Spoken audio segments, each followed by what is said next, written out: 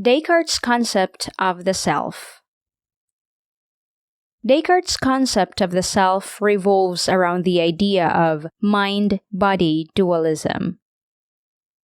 For Descartes, a human person is composed of two parts, namely, a material body and a non-material mind. It must be noted that Descartes' idea of the mind is not different from the idea of the soul understood in antiquity, for instance, Plato's concept of the soul. For Descartes, the mind or the soul is superior to the body, for it is in the mind that mental states occur. This is because for Descartes, the mental states such as thinking, imagining, and analyzing, rather than the physical states of the body, such as pain, hunger, and thirst, are fundamental to our life as persons. In other words, for Descartes, it is the mind that makes us humans. Thus, for Descartes, the mind is the real self. But how does Descartes view the soul as the true self of humans, and how does it differ from the body? On the one hand, Descartes' understanding of the body as a material entity consists in extension, res extensa. In fact, according to Descartes, all things in the material world can be understood and explained in terms of size, shape, and motion. Hence, to be a body for Descartes is first to have size and shape, second, to endure, and third, to be movable and changeable. The main reason why Descartes puts premium on extension as the essence of bodies or material things is that the conception of the thing's extension, such as size and shape, is clear and distinct. In other words, one cannot doubt the size and shape of a thing. For example, if one is holding a pen, one cannot doubt that it is tube-like and a bit small. But if we talk about the other purported features of a thing, such as color and taste, Descartes says that they are obscure and confused. Hence, these attributes do not constitute a thing. For example, the color red is not what makes a rose truly a rose. A rose flower can be white or yellow. It doesn't have to be red for it to be called a rose. Well, later on, John Locke calls these qualities secondary qualities, which for him do not necessarily constitute a thing. On the other hand, as explained in his second meditation, Descartes argues that the mind or soul is an immaterial, non-extended substance that thinks, res cogitans.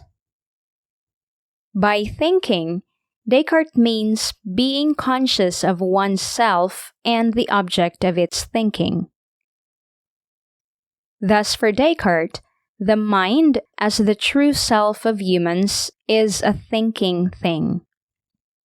And it is interesting to note that, according to Descartes, knowledge of oneself as a subject of conscious states and acts is the most certain knowledge anyone can have. But how does Descartes view a thinking thing? For Descartes, a thinking thing is a being that doubts, understands, asserts, denies, wills, imagines, and the like. In Meditation 2 of his seminal work titled Meditations on First Philosophy, Descartes demonstrates how certainty can be attained. As already mentioned, Descartes is convinced that he can be certain that he exists because if he doubts, there must be a thinking mind that does the doubting. Thus, Descartes famously say, I think, therefore I am. According to Descartes, this statement is indubitable because even if a powerful demon were to deceive him into thinking that he does not exist, he needs to exist in order for the demon to deceive him. Therefore, whenever Descartes thinks, he exists. From here, Descartes proceeds to addressing the question, what is this I that does the thinking? Descartes, however, concedes that, though what he perceives with his senses may be false, he cannot deny that he is perceiving. Thus, for Descartes, the human mind is capable of both thought and perception. In other words, for Descartes, sensation or perception belongs to the mind. As a matter of fact, sensation is one of the functions of the mind. Descartes uses the analogy of the wax to prove his point. As we can see, a solid wax and melted wax are the same wax. For some thinkers, such as the empiricists, it is the senses that distinguishes a solid wax from a melted wax. For Descartes, however, the ability to distinguish a solid wax from a melted wax is not the function of the senses, but of thought. In other words, it is thought or the reasoning mind that makes the judgment that a solid wax and melted wax are the same wax. For Descartes, therefore, because the senses can be deceived, physical objects, including bodies, are properly perceived only by the intellect. Indeed, for Descartes, the mind is the only thing that one can be certain of. Finally, Descartes believes that the mind and body are both substances. Therefore, for Descartes, mind and body are completely distinct and that they are independent from each other. Although they are completely distinct from each other, Descartes argues that the mind and body are in some sense unified. For Descartes, this union is what makes possible the interaction between mind and body. So, despite the real distinction between mind and body, Descartes argues that these substances nevertheless interact with each other. According to Descartes, the mind causes certain changes in the body, and the body in the mind. Part of the reason why Descartes aims to establish the distinction between mind and body is to establish the fact that the soul is immortal.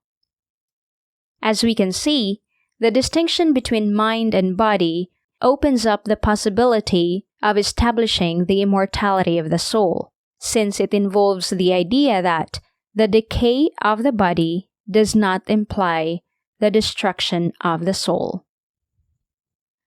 But how does Descartes prove the crucial claim that the mind and body are capable of existing apart from each other? Here, Descartes invokes what he calls, first, clear and distinct conception of the mind as a thing that is complete and does not require any extended qualities in order to exist. And second, the corresponding clear and distinct conception of the body not requiring any mental properties in order to exist. As we can see, Descartes' real distinction argument turns on the reliability of so-called clear and distinct perception.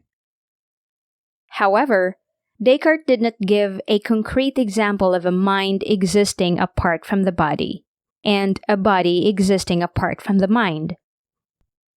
Also, when asked about the specificity of this interaction, Descartes was unable to answer, and instead appeal to God. In Descartes' understanding, God sets up or institutes those particular causal relations between mind and body that are, in general, the most conducive to the well-being of the composite of mind and body.